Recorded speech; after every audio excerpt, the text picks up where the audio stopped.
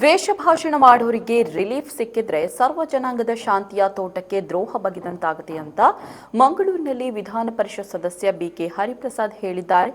ದಕ್ಷಿಣ ಕನ್ನಡ ಜಿಲ್ಲೆಯಲ್ಲಿ ಕೋಮು ದ್ವೇಷಗಳ ಹತ್ಯೆ ವಿಚಾರವಾಗಿ ಮಾಧ್ಯಮದೊಂದಿಗೆ ಮಾತನಾಡಿದ ಅವರು, ಇವತ್ತು ಜಿಲ್ಲೆಯ ಸಮಾನ ಮನಸ್ಕರ ಜೊತೆ ಮಾತನಾಡಿದ್ದೇನೆ. ನಾವೆಲ್ಲರೂ ಕೂಡ ಸೇರಿ ಜಿಲ್ಲೆಯಲ್ಲಿ ಸೌಹಾರ್ದತೆ ನಿರ್ಮಾಣದ ಪ್ರಯತ್ನ ಮಾಡ್ತೇವೆ. ದಕ್ಷಿಣ ಕನ್ನಡ ಜಿಲ್ಲೆಯಲ್ಲಿ ಶಾಂತಿ ನೆಲೆಸಲು ಒಟ್ಟಾಗಿ ಪ್ರಯತ್ನ ಮಾಡ್ತೇವೆ. ವೈದ್ಯರು, ಬರಹಗಾರರು, ಚಿಂತಕರ ಜೊತೆ ಮಾತನಾಡಿದ್ದೇನೆ. ಮುಂದಿನ ಹೆಜ್ಜೆಗಳು ಏನು ಎಂಬ ಬಗ್ಗೆ ಬಹಳ ಚರ್ಚೆಯಾಗಿದೆ. ಇದು ಸುಮಾರು ವರ್ಷಗಳಿಂದ ಕೋಮು ಧ್ರುವೀಕರಣದಿಂದ ಘಟನೆಗಳು ಆಗ್ತಾ ಇದೆ. ವೈಯಕ್ತಿಕ ದ್ವೇಷದಿಂದ ಆಗಿದೆ ಅನ್ನೋದನ್ನ ನಾನು ಒಪ್ಪೋದಿಲ್ಲ. ಕೆಪಿಸಿಸಿ ನಿಯೋಗ ಅವರದ್ದೇ ಮಾಹಿತಿ ಪಡೆದು ಹೇಳಿಕೊಟ್ಟಿರಬಹುದು. ಅದಕ್ಕೂ ನನಗೂ ಯಾವುದೇ ರೀತಿಯ ಸಂಬಂಧವಿಲ್ಲ. ನನ್ನ ಮಾಹಿತಿ ಮುಖ್ಯಮಂತ್ರಿಗಳಿಗೆ ಕೊಡ್ತೇನೆ. ಕಾನೂನು ಎಲ್ಲರಿಗೂ ಸಮಾನ, ಅದರಲ್ಲಿ ಧರ್ಮ, ಜಾತಿ ಅಂತ ಯಾವುದೂ ಬರಲ್ಲ.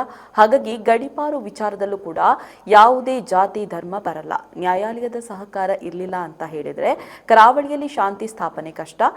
ಯಾವುದೇ ಧರ್ಮ, ಜಾತಿಯವರಾದರೂ ದ್ವೇಷ ಭಾಷಣ ಸಲ್ಲದು. ಸುಪ್ರೀಂ ಕೋರ್ಟ್ ಕೂಡ ದ್ವೇಷ ಭಾಷಣ ಮಾಡೋರ ಮೇಲೆ ಸ್ವಯಂ ಪ್ರೇರಿತ ಎಫ್ಐಆರ್ ದಾಖಲಿಸಲು ಹೇಳಿದೆ ಅಂತ ಹೇಳಿದ್ದಾರೆ. ಇದು ಸುಮಾರು ವರ್ಷಗಳಿಂದ ಕೋಮು ಧ್ರುವೀಕರಣ ಆಗಿರೋದ್ರಿಂದ ಈ ಜಿಲ್ಲೆಯಲ್ಲಿ ಘಟನೆ ನಡೀತಾ ಇದೆ.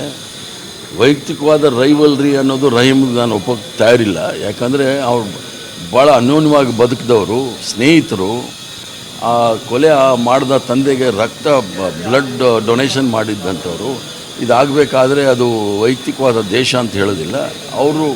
ಅವರ ಒಪಿನಿಯನ್ನು, ಅವರ ಅಭಿಪ್ರಾಯಗಳು ಅವ್ರಿಗಿರ್ಬೋದು. ಅವ್ರೇನು ಅಭಿಪ್ರಾಯ ಕೊಡ್ತಾರೆ ಅವರು ಪಕ್ಷಕ್ಕೆ ಕೊಡ್ತಾರೆ. ನಾನು ಸಿದ್ದರಾಮಯ್ಯನವ್ರಿಗೆ ಏನೇನು ನಡೆದಿದೆ ಅನ್ನೋದು ವಿಚಾರವನ್ನು ನಾನು ಹೇಳ್ತೀನಿ.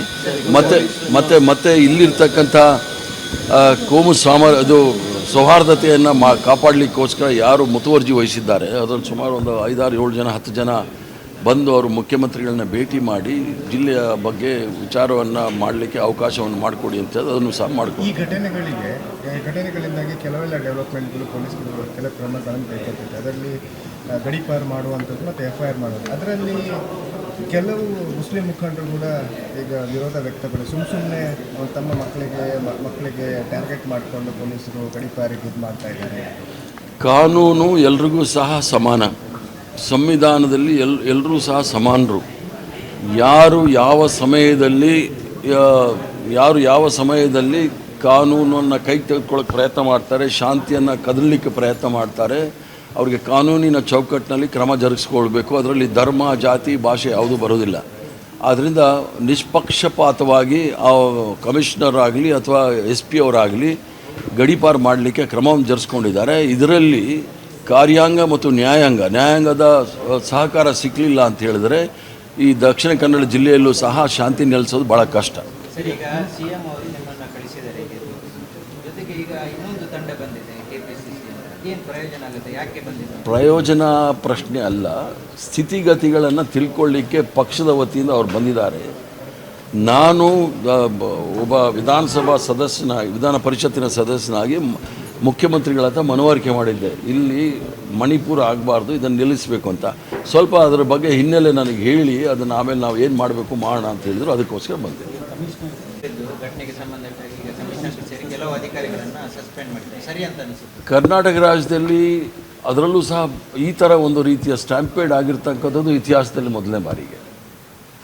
ಆದ್ದರಿಂದ ಕಮಿಷನರ್ ಅವರು one of the cleanest commissioner, ಅದ್ರ ಬಗ್ಗೆ ಯಾರಿಗೂ ಡೌಟ್ ಬೇಕಾಗಿಲ್ಲ.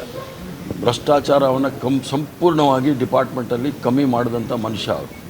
ಈ ವಿಚಾರದಲ್ಲಿ ಏನಾಗಿದೆ ಅಂಥೇಳಿ ಅದು ಕ್ಯಾಬಿನೆಟ್ ತೀರ್ಮಾನ ಆಗಿರೋದ್ರಿಂದ ಅದ್ರ ಬಗ್ಗೆ ನಾನು ಏನು ಹೇಳಲಿಕ್ಕಾಗೋದಿಲ್ಲ. ಬೆಂಗಳೂರಿಗೆ ಹೋದ ನಂತರ ಅದು ತಿಳ್ಕೊಂಡು ಆಮೇಲೆ ನಾನು ಪತ್ರಕರ್ತರ ಮುಂದೆ ಬರ್ತೇನೆ.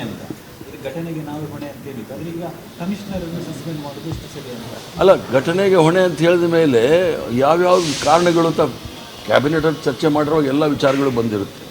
ಕ್ಯಾಬಿನೆಟ್ ಚರ್ಚೆ ಮಾಡುವಾಗ ಅಲ್ಲಿ ಗೃಹ ಮಂತ್ರಾಲಯದ ಹೋಮ್ ಸೆಕ್ರೆಟರಿ ಸಹ ಇರ್ತಾರೆ. ಎಲ್ಲ ಇನ್ಪುಟ್ಸ್ ಇರುತ್ತೆ, ಇಂಟೆಲಿಜೆನ್ಸ್ ಇನ್ಪುಟ್ಸ್ ಇರುತ್ತೆ. ಯಾವ ಆಧಾರದ ಮೇಲೆ ತಗೊಂಡಿದ್ದಾರೆ ಅನ್ನೋದು ಗೊತ್ತಿಲ್ಲ. ಅದು ತಿಳ್ಕೊಂಡ್ಮೇಲೆ ನಾವು ಮಾತಾಡ್ತೇನೆ. ಇವತ್ತಿನ ಸಭೆಯಲ್ಲಿ ಸಲಹೆಗಳು ಸಹ ಬಂದಿದೆ. ದಕ್ಷಿಣ ಕನ್ನಡ ಜಿಲ್ಲೆಯಲ್ಲಿ ಶಾಂತಿ ಮತ್ತು ಸೌಹಾರ್ದತೆಯನ್ನು ಯಾವ ರೀತಿ ಕಾಪಾಡಬೇಕು ಅನ್ನೋದಕ್ಕೆ ಭಾಳ ಸೂಕ್ಷ್ಮವಾದ ಸಲಹೆಗಳನ್ನು ಸಹ ಕೊಟ್ಟಿದ್ದಾರೆ. ಮತ್ತು ಎಲ್ಲೂ ಸಹ ಯಾರಾದರೂ ಅಧಿಕಾರಿಗಳು ಯಾವುದೇ ಧರ್ಮ ಜಾತಿ ಸಂವಿಧಾನವನ್ನು ಮೀರಿ ಹೋದಾಗ ಅವ್ರ ಮೇಲೆ ಕ್ರಮ ತರಿಸ್ಕೊಳ್ಬೇಕು ಅಂತಲೂ ಸಹ ಕೆಲವು ವಿಚಾರಗಳು ಬಂದಿದೆ. ನ್ಯಾಯಾಲಯದ ಸಹಕಾರ ಇರಲಿಲ್ಲ ಅಂತ ಹೇಳಿದ್ರೆ ಕರಾವಳಿಯಲ್ಲಿ ಶಾಂತಿ ನೆಮ್ಮದಿ ಕಾಪಾಡೋದು ಭಾಳ ಕಷ್ಟ. ಯಾವುದೇ ಧರ್ಮ ಜಾತಿ ಭಾಷೆಯವರ ಇದ್ರೂ ಸಹ ದ್ವೇಷ ಭಾಷಣ ಮಾಡೋರಿಗೆ ಸುಪ್ರೀಂ ಕೋರ್ಟು ಭಾಳ ನೇರವಾಗಿ ಹೇಳಿದೆ, ಸ್ವಯಂ ಪ್ರೇರಿತ FIR ದಾಖಲು ಮಾಡ್ಕೊಳ್ಬೇಕು ಅಂಥೇಳಿ ಅದಕ್ಕೆ ತಕ್ಕನಾದ ಸೆಕ್ಷನ್ಗಳನ್ನ ಹಾಕಿ ಅವ್ರನ್ನ ಕಾನೂನುಬದ್ಧವಾಗಿ ಅವ್ರನ್ನ ನ್ಯಾಯಾಲಯಕ್ಕೆ ಕರ್ಕೊಂಡು ಹೋಗಬೇಕಾಗುತ್ತೆ.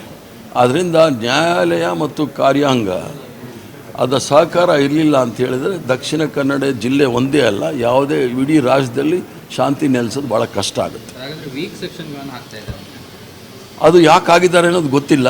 ಅದನ್ನು ಸರಿಯಾಗಿ ಅದನ್ನು ನ್ಯಾಯಾಲಯಕ್ಕೆ ಪ್ರೆಸೆಂಟ್ ಮಾಡಬೇಕಾಗುತ್ತೆ. ಅದನ್ನು ಅಲ್ಲಿ ಹೋದಾಗ ನಾನು ಮಾತಾಡ್ತೀನಿ. ಕೆಲವೊಂದು ಸರ್ಕಾರಗಳು ಅದರ ವಿರುದ್ಧ ಅಂದರೆ ಈಗ ಅರ್ಜಿಗಳು ಹಾಕ್ತಾರೆ, ಸರ್ಕಾರದ ಪರ ವಕೀಲರು ಹಾಕ್ತಾ ಇಲ್ಲ.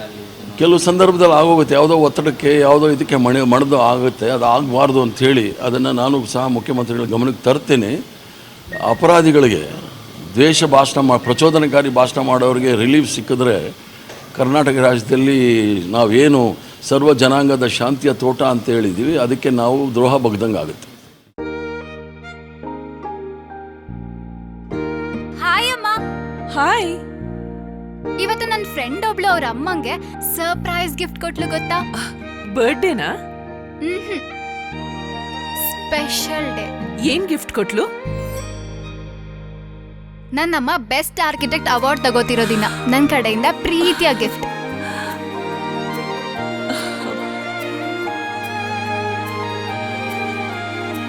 ಉಳಿಯ ಜ್ಯುವೆಲ್ಸ್, ಸೌಂದರ್ಯಕ್ಕೆ ಸಾಂಪ್ರದಾಯಿಕ ಕೊಡುಗೆ. ನಿಖರ ಸುದ್ದಿ, ಸದಭಿರುಚಿಯ ಕಾರ್ಯಕ್ರಮ. ನೀವು ನೋಡ್ತಾ ಇದ್ದೀರಾ ಕಹಳೆ ನ್ಯೂಸ್, ಸಮಾಜದ ಜಾಗೃತಿಗಾಗಿ ವಸ್ತುನಿಷ್ಠ ವರದಿ.